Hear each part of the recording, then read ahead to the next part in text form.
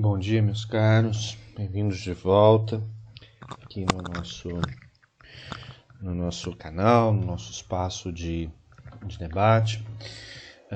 Antes de iniciar a aula, eu peço desculpas a vocês pela última aula, o som ao fundo estava um pouco mais alto, mas a gente vai aprimorando para poder melhorar aos poucos. Na nossa última aula eu coloquei ao fundo algumas composições do Villa-Lobos, um importante compositor brasileiro no início do século XX. Hoje a gente tem ao fundo, vai ter ao fundo aí, e vocês vão ter a oportunidade de ouvir algumas pequenas passagens da ópera La Gioconda de Amilcare Ponchielli, que foi a ópera que inaugurou o Teatro do Amazonas em Manaus em 1896. A escolha da canção se deve sobretudo ao fato da gente poder e estar falando aí um pouquinho a respeito do ciclo da borracha ou da extração da borracha no norte do Brasil, uma das atividades econômicas da Primeira República dentro do país, correto? Na última aula falamos basicamente da questão da industrialização e hoje vamos trabalhar e encerrar essa questão da atividade econômica da Primeira República. Começamos então aqui falando a respeito do ciclo da borracha. A borracha é resultado do látex, extraído sobretudo das seringueiras, árvores nativas, sobretudo da floresta equatorial brasileira, no norte, aí, na região da Amazônia, correto? Na segunda metade do século XIX,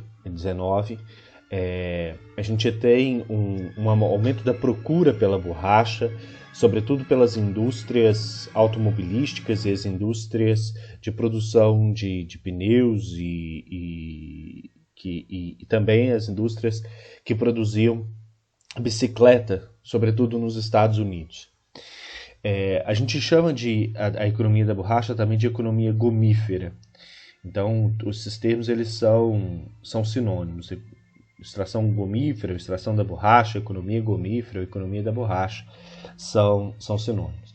Então, voltando aqui, na segunda metade do século XIX, a indústria automobilística e a indústria também da bicicleta teve um impulso nos Estados Unidos e na Europa como um todo, e houve um aumento da procura pela borracha. Isso acabou impulsionando o mercado de extração da borracha dentro da região norte do Brasil.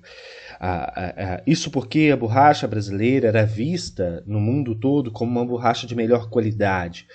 E então ela era muito procurada, ela era mais valorizada no mercado, e isso acabou movimentando a economia do norte do Brasil, da região de Manaus, da região ali ao norte, no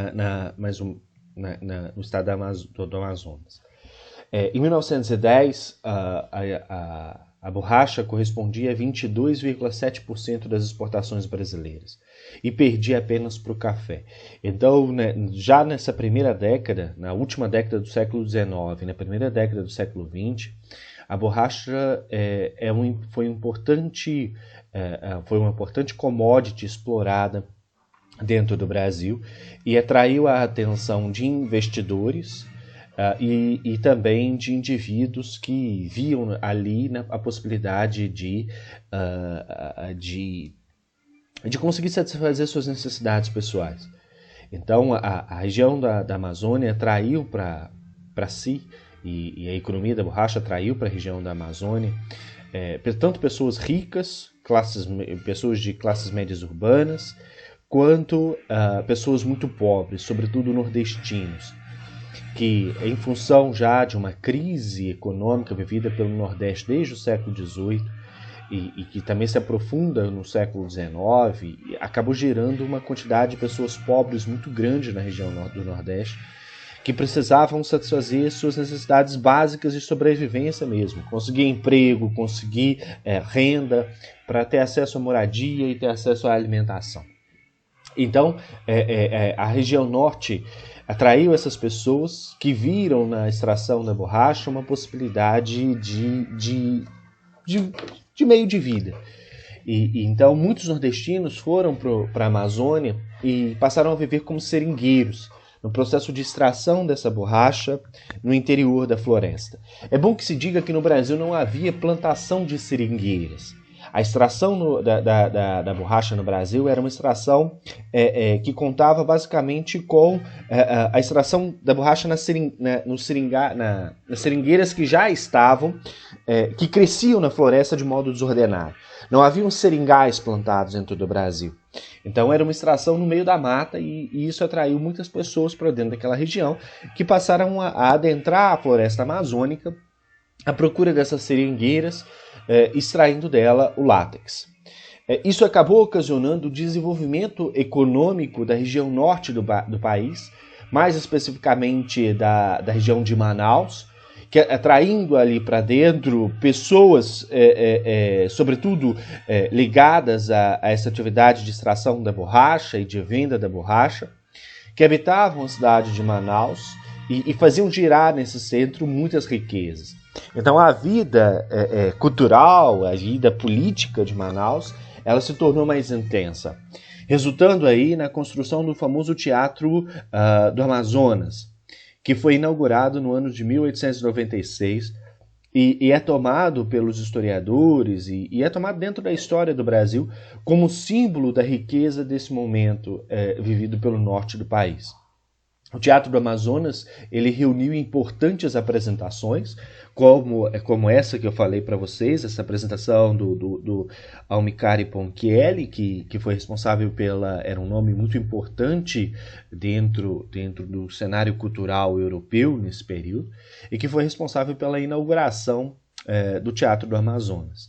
A opulência do teatro, ela é um dos indícios da riqueza que circulava pela região nessas duas décadas, na última década do século XIX e primeira década do século XX. A gente vê aqui, né, na apresentação, fotos tiradas de dentro do Teatro de Manaus, que demonstram a riqueza de detalhes e a riqueza existente nesse período, e isso podem ser tomadas como indício da ebulição cultural vivida nessa região no período. É um teatro gigantesco, um teatro muito belo. Hoje, toda essa região que começa seu desenvolvimento lá atrás é compreendida como a Zona Franca de Manaus, onde a gente tem várias empresas que se instalam, sobretudo pela questão da facilidade de circulação de produtos via fluvial. Então, aqui a gente tem polos econômicos que são polos industriais, comerciais e agropecuários, que é utilizado sobretudo para escoamento da produção da região norte de dentro do Brasil. Fruto desse processo de desenvolvimento da economia gomífera, ou das riquezas que circulavam dentro dessa região norte, surgiu nesse período, no governo do Afonso Pena, na primeira década do século XX, o projeto de construção da ferrovia Madeira-Mamoré, que tinha como objetivo desenvolver a região amazônica e integrar essa região ao mercado mundial. Então, a ideia era cortar a Amazônia por uma ferrovia que passaria no meio dela. Esse desejo de desenvolvimento da região norte do Brasil, ele marcou praticamente o século XX, o início do século XX, com essa questão da borracha, com o desenvolvimento da economia gomífera e a construção da ferrovia Madeira-Mamoré. Mas a gente tem também, ao longo do regime militar, a partir da década de 1970, o desejo do governo militar também de fazer desenvolver a região norte do Brasil, mas aí já destinando terras para grandes latifundiários, para grandes produtores de gado, com o objetivo de fazer com que aquela área se tornasse uma grande produtora de carne e sendo importante aí no cenário pecuário brasileiro.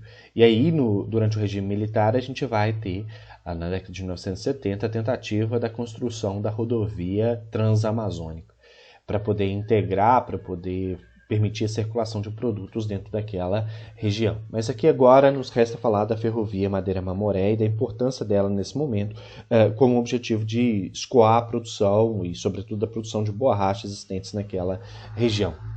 A riqueza gerada pela borracha, como eu disse para vocês, compreendida aí como ouro branco brasileiro, o ouro branco da região norte do Brasil, permitiu e atraiu uma migração muito grande de nordestinos, como eu tinha dito para vocês, para dentro da região da Amazônia.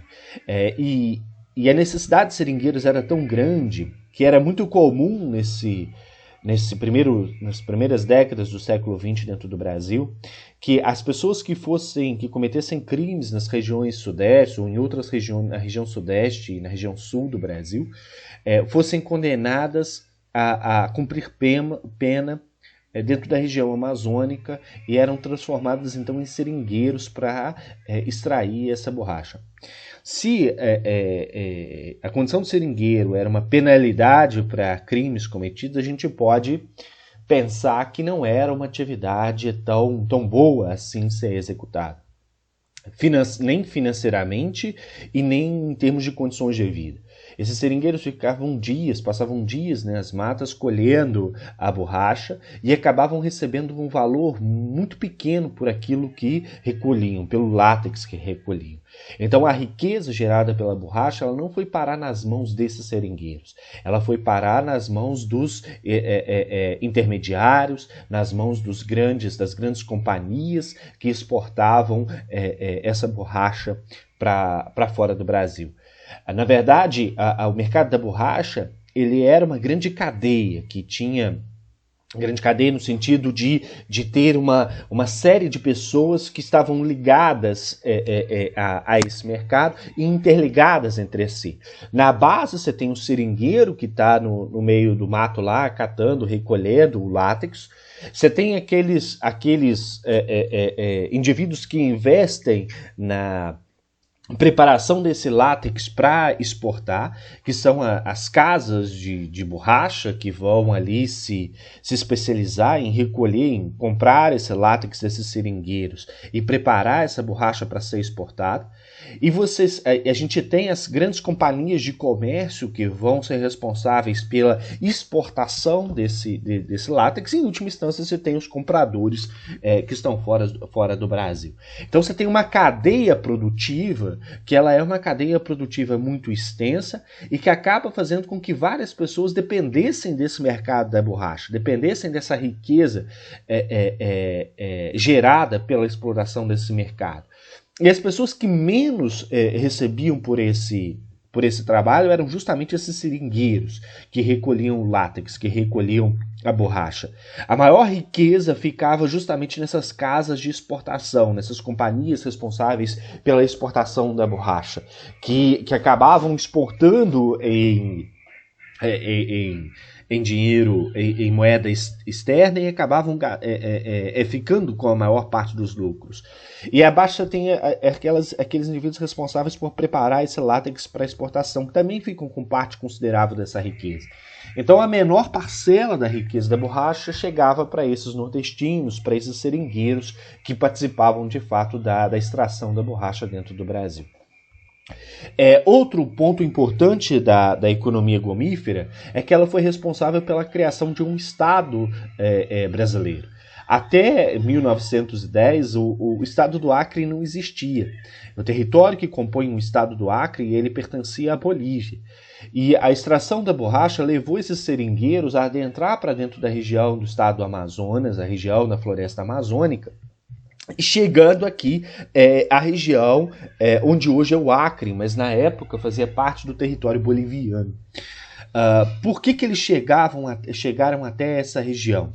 Justamente porque a borracha existente na região do Acre, na região que pertencia à Bolívia, era uma borracha de melhor qualidade, porque as terras da região do Acre não eram terras inundadas na época das cheias, como era a região da Amazônia.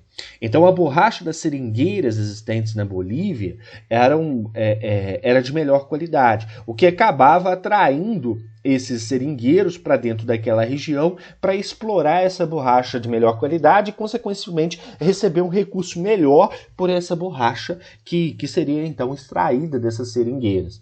Então, e como essas fronteiras não eram muito bem demarcadas, muito bem estabelecidas, esses seringueiros brasileiros acabaram adentrando a região do Acre, o que acabou gerando uma represália do governo boliviano para com a ação desses seringueiros e das empresas de extração da borracha na região que pertencia ao território boliviano, gerando uma guerra entre o Estado brasileiro e o Estado boliviano, guerra levada adiante, sobretudo, pelos políticos do Estado do Amazonas, e apoiada pelo governo federal brasileiro. Então houve guerra de fato, houve armamento, houve disputa, conflito, que acabou resultando na assinatura de tratados e acordos em que a Bolívia perdeu muito e o Brasil ganhou muito.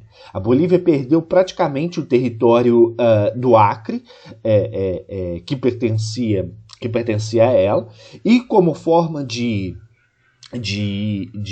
ressarcimento por ter perdido o território do Acre, foi entregue à Bolívia parte do território que era reivindicado pelos bolivianos aqui nos estados do Mato Grosso e do Mato Grosso do Sul. Então quase que foi uma troca de terras, mas o Brasil ganhou mais nesse primeiro momento do que a Bolívia. E assim foi criado o estado do Acre dentro do território brasileiro.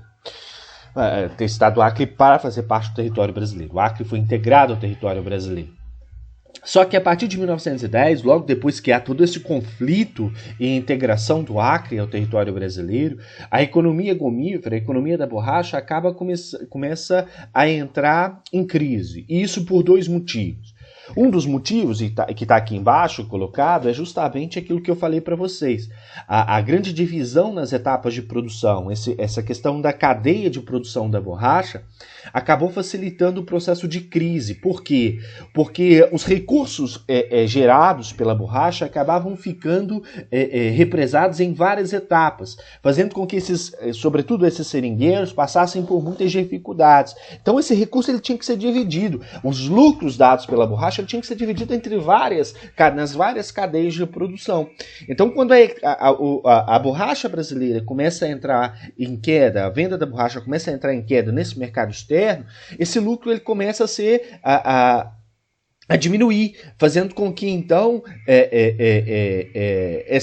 as diversas pessoas e entidades que faziam parte dessa cadeia produtiva entrassem em crise, uma vez que não teriam recurso. Então, existem alguns historiadores que falam que a produção da borracha foi caindo no Brasil, as empresas foram falindo quase que como um castelo de cartas. Quando caiu a primeira empresa, a primeira companhia, as outras foram falindo quase que em cadeia, ao passo que essa crise ela chega justamente nesses seringueiros. Então o fato dessa grande divisão, dessa produção em cadeias, essa divisão desses lucros da borracha, teria sido um fator que facilitou a queda da economia gomífera no norte do Brasil.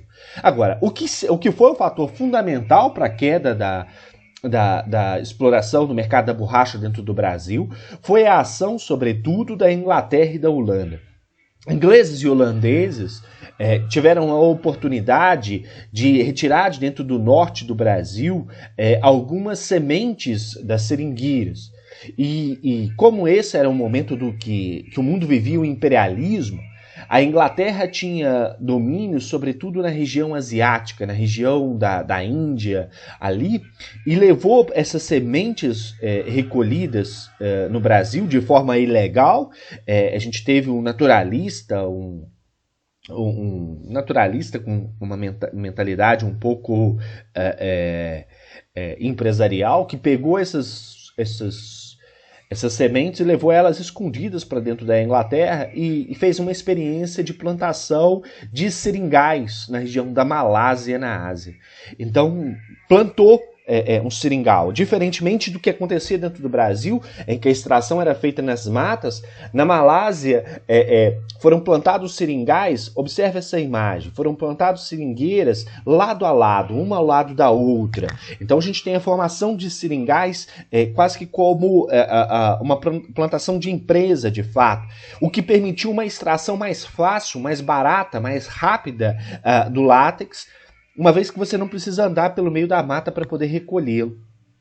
E esse látex que chegava no mercado a um preço mais barato, embora de qualidade inferior ao látex produzido dentro do Brasil, era uma borracha em qualidade inferior, mas chegava no mercado a um preço baixo, justamente porque o custo de produção dele era menor, porque você não tinha essa questão da extração dentro da mata e nem tinha essas diversas cadeias de produção que acabavam encarecendo também a produção. Então, nesse sentido, a borracha brasileira acabou entrando em crise no mercado, e já em 1915 ela já foi superada por essa plantação de seringueiras e a produção de borracha que veio dessa plantação de seringueiras na região da Malásia. Então, o surto industrial que o norte do Brasil sofreu em função da produção da borracha, em função dessa economia gomífera, ele durou aí cerca de 20, 25 anos, mas foi de suma importância para o desenvolvimento econômico e até mesmo pelo desenvolvimento cultural do norte do Brasil. Terminado esse processo, logicamente que a gente vai ter algumas empresas que vão continuar a extração do látex, muitos seringueiros vão continuar nesse trabalho, nesse esforço na região norte, mas a economia da borracha, no que tange a participação da borracha na economia brasileira como um todo, ela cai muito. E o café volta ao seu posto permanece no seu posto de destaque que teve ao longo do século XIX, mas ganha ainda mais destaque no século XX, ao lado da indústria e ao lado de outros produtos. Como eu disse para vocês, o Brasil não vivia só de café. Nessa primeira metade do século XX, outro importante produto que vai ser também explorado dentro do Brasil, que foi descoberto na região norte ali, era um produto nativo da fauna brasileira, foi o cacau. O cacau começou a ser plantado em fazendas na região nordeste do Brasil para poder abastecer o mercado externo, sobretudo o mercado francês de produção de chocolate. Então, algumas famílias nordestinas se dedicaram à produção ao plantio, ao cultivo do cacau e à exportação desse cacau, e conseguiram se enriquecer justamente com a produção desse produto. Aqui, para quem não conhece, uma árvore onde se produz o cacau, e o cacau já amadurecido. O cacau é uma semente retirada de dentro desse fruto, e depois de moída e tal, você tem a produção. Então, é um dos principais produtos utilizados para a produção de chocolate. Além do cacau, no Nordeste ainda continuava muito importante a produção do açúcar. A gente vai ter alguns engenhos que ainda permanecem produzindo açúcar no Nordeste nesse primeiro momento, também voltado para o mercado externo. Além do cacau, do açúcar, a gente vai ter também a produção de algodão e tabaco no Nordeste, utilizado também para abastecer esse mercado externo. Então, na última aula a gente falou muito da industrialização. Nessa aula, a gente consegue perceber que, embora o Brasil estivesse dando seus primeiros passos na atividade industrial, na atividade do setor de serviços, na atividade comercial, ainda permanecia como carro-chefe da economia brasileira o setor agrário exportador. A produção de café como primeira, depois a gente tem a produção de açúcar, mas já tem nesse momento também produção de cacau, produção de algodão e produção de tabaco destinada a esse mercado externo. Além disso, havia também a questão da pecuária, que desde a época da colonização ela foi muito presente dentro do Brasil. Tanto a pecuária de corte, a criação de gado para consumo de carne e venda dessa carne, isso foi muito, muito forte, sobretudo na região sul do Brasil, com as grandes fazendas produtoras de charque, os grandes sustancieiros no sul do Brasil. Foi muito presente também no Nordeste, a pecuária, a criação de gado para venda de carne, carne, mas nesse momento, no início do século XX, a pecuária ela também atingiu, sobretudo, a região de Minas Gerais. Minas Gerais era uma importante produtora de leite e importante produtora de carne para abastecer tanto o mercado interno, mas também para abastecer o mercado externo. Então a região de Minas Gerais ela se destacou na produção do café, que também, aqui também existiam grandes lavouras de café na região de Minas Gerais, se destacou na industrialização, como a gente viu na última aula, e se destacou também na pecuária leiteira. Isso tanto em grandes propriedades quanto em pequenas propriedades. Então a gente vai ter grandes fazendas produzindo gado, mas a gente vai ter também pequenos sítios que produzem, que se dedicam à atividade da pecuária leiteira, destinada sobretudo a atender um mercado interno. Então, né, no início do século XX, a gente tem um Brasil que ele ainda é um Brasil rural, é um Brasil que ainda se dedica a essa atividade agrícola e pecuária, e isso vai ser o carro-chefe da economia brasileira ao longo de todo o século XX, e até hoje. Até hoje nós somos um país agrário exportador, a gente exporta muito mais produto agrícola do que produto manufaturado. Mas ao longo do século XX, a gente vai vivenciar esse processo de industrialização do Brasil, que se aprofunda, sobretudo, a partir das décadas de 1930, 1940, e ainda está em desenvolvimento dentro do país, correto? A aula de hoje vai ser um pouquinho menor. Agora eu peço que vocês se dirijam à pasta de avaliações. Lá já vai ter uma atividade avaliativa referente ao segundo bimestre, depois, aqueles que tenham dúvidas, estou na sala do Google Meet para a gente poder conversar, tá bom? Obrigado pela atenção de vocês, tenham uma boa aula e já que a gente já está no finalzinho aí da semana, desejo a vocês também um bom restinho de semana e um bom final de semana de descanso aí, bom? Obrigado pela atenção e até a próxima.